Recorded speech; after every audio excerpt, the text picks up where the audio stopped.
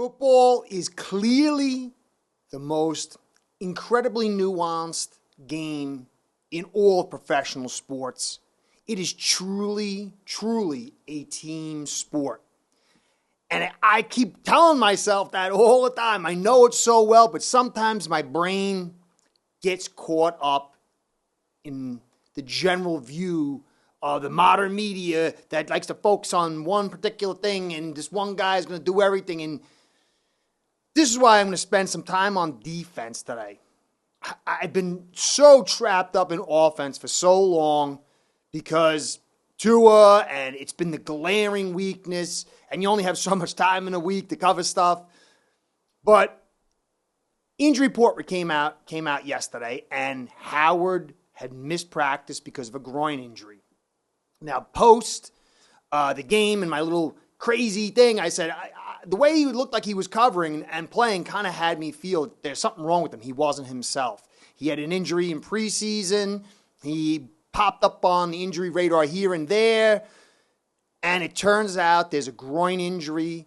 He missed yesterday's practice, and we're really looking forward to tonight's injury report. So I'm going to get a Howard thing out after that. Still going to do all the offense stuff and all this other thing. But today, I want to keep my eye and your eye on where this defense is right now. Not going to be able to cover everything. Just going to go through some analytics and stats. Analytics is a bunch of stats come together, and then give my hypothesis with this Howard thing, being a possible issue. Might end up being, I wouldn't say nothing, but less than, devastating, because he's going to play. And that's not the question. The question is, can he be Howard? And if he has knee injuries, groin injuries, and you've really watched him play, you know right away when he's dealing with something.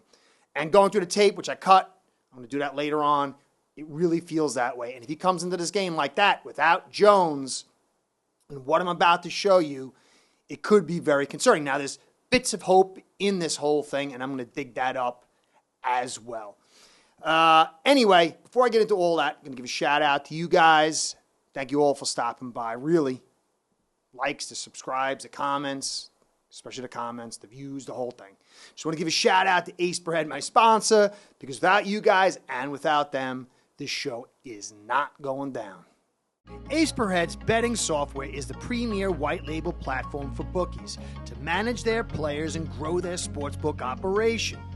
Click the link in the description below to get set up in minutes. Ask for the Curtis promo and get a special introductory discount. Okay, so we went into this season fully expecting, I did, that the foundation of this team is the defense. Obviously, with all we've invested into it, what we've seen in the past. And, week one, defense looked good.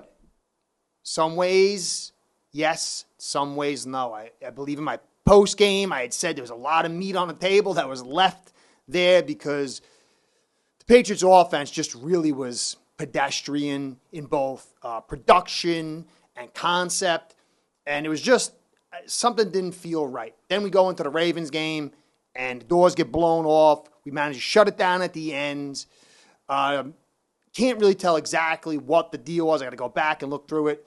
Watch some tape, going through the tape over and over again. But it's a small sample size, 2 games, 2 different kinds of teams, totally not going nowhere quarterback, and Mr. I'm going to, do the road run on you. So there's 2 different kind of looks. Now we're going into the pocket passer, who's the road runner, who can run you over, run around you, and throw the football. And so this is going to be an amalgamation of these 2 games. No matter what, the offense is going to be critical. Protection, adding a run game to help with the protection is going to be critical. But this defense can't let Allen and the Bills go through them like poop through a goose. There's no way we can do that. So, we've blitzed a ton, okay? But we really got so little out of it. Look at this stat here. You can see pressures. We're 6th most blitzing percentage. It's 39.1%. Just over 1 out of every 3 plays we're blitzing.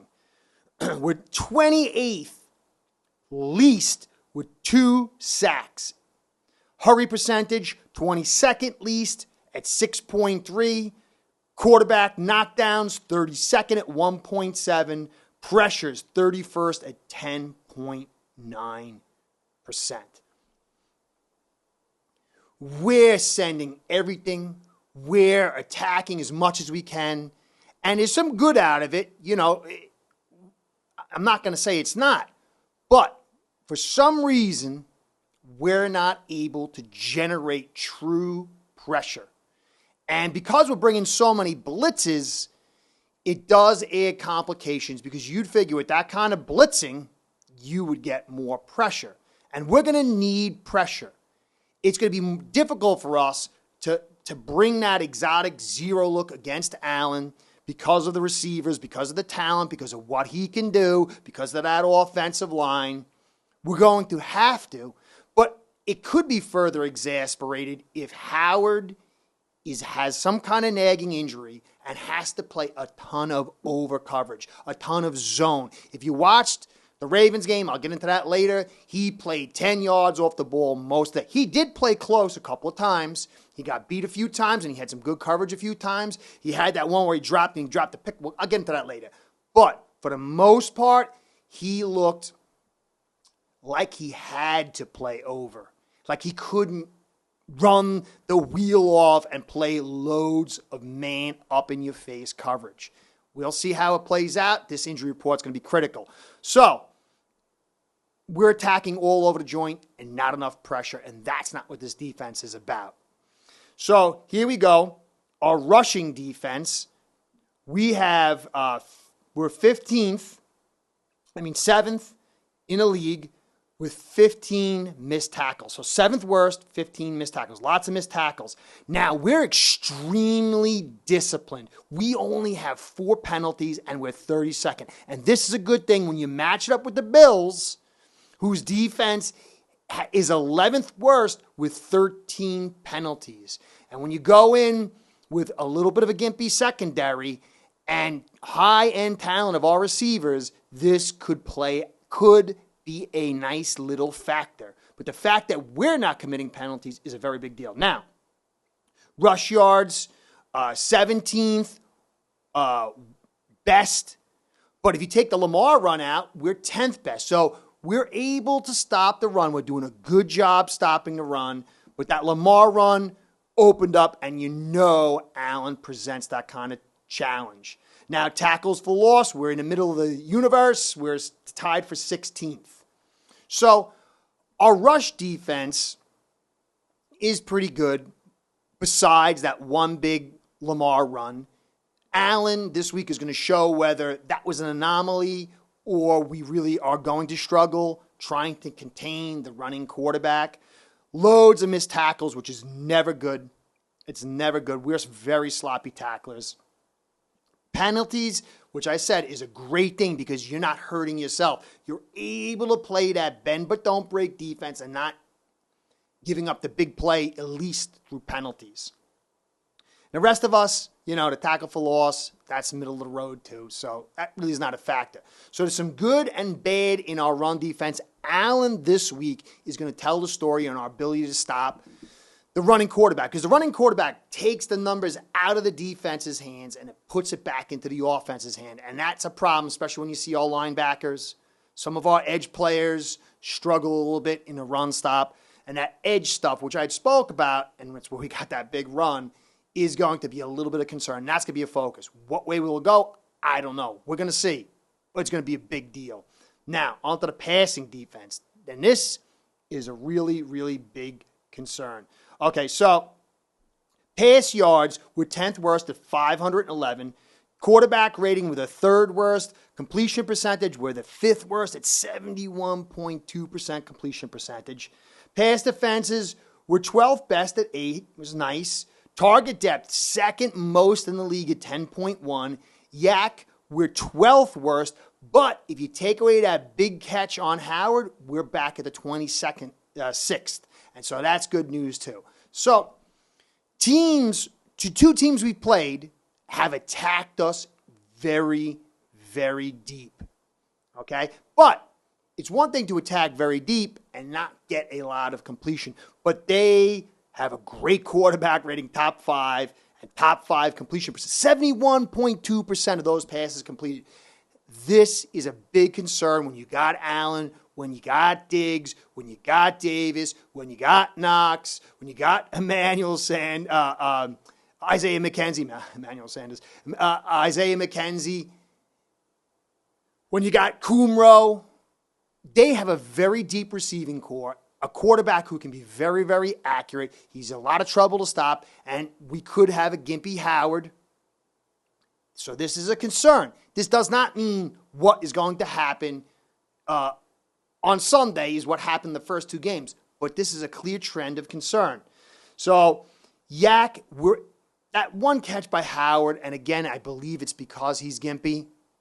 When I see it, he just doesn't look himself. Not terribly not himself, but here and there a little off. So at least we're catching these guys and stopping them sort of where they get the ball. And that's very good news for our defense. And we've got a lot of pass defenses, which means we can get in there and we can cause that breakup. And without the penalties, it offers some hope.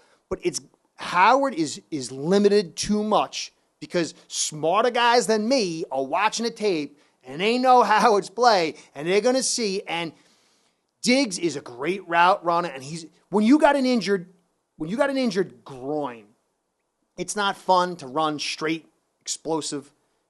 But when you got to make cuts, especially to the side where that groin is injured, and I don't know which one it is, it makes it difficult. So routes are going to be called on him to make him test that groin injury to the direction where cutting off is going to be hard.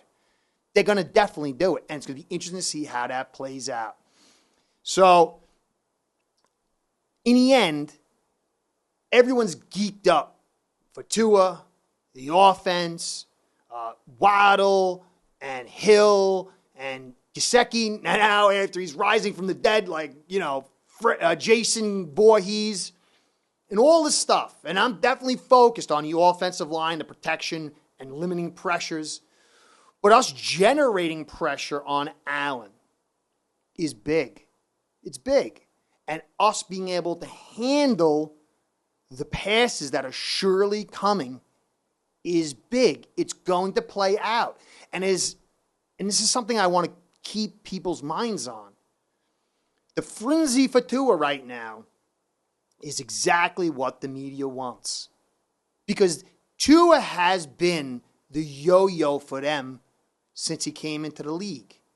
They tell you he's the greatest despite the injury. Then when he doesn't do well, they tell you he's no good. Then he comes back and they got rid of Gailey, and then they tell you he's going to be good. And then when he's got the 3-0 season, he doesn't do well, and he gets beat up by the worst offensive line in probably Dolphins history. They tell you he's no good.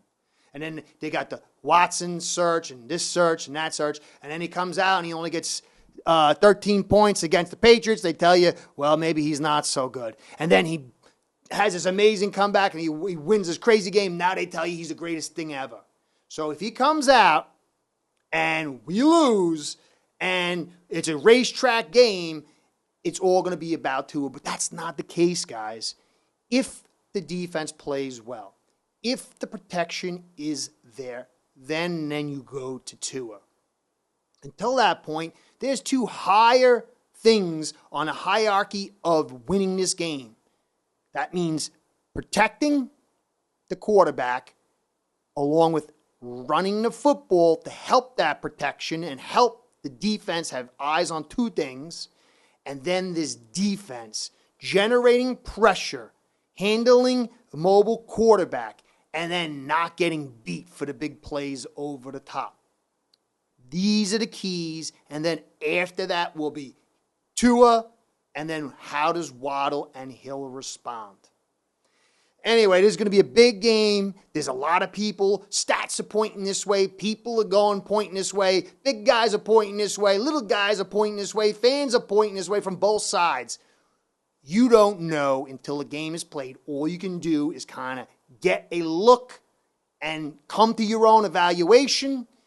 watch the game, see how it's played, and then recheck your evaluation so you can learn, so next time you can have a better evaluation. Good news is, as an AFC East guy, 2 AFC East teams are coming. Last time I said 2-2, but I got all excited.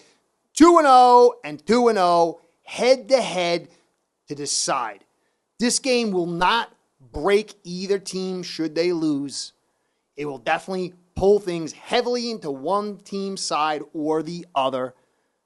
But the rest of the season will have drama in it because both these teams appear to be teams to be concerned with. And then the Patriots are still lurking, guys. I know people want to say they're dead. I'm still not ready to write a death sentence on them. And the Jets, I got to be truthful, are impressing me.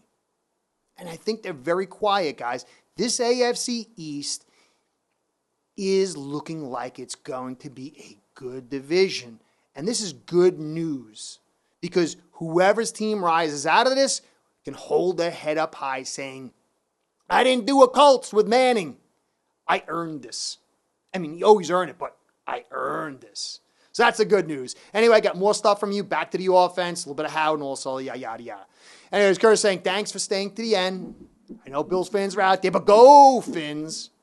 I know that. Good luck to you guys come this week. Fin fans, get ready for your game. Prepare for the media blitz. If things don't go our way, and even if they do go their way, our way, it's, prepare for that as well. Anyway, Curtis saying, thanks for staying to the end. Catch you next time. Be well. Start building your own online sportsbook today by getting signed up with AcePerHead.com service that'll allow you to book action on sports from all around the world.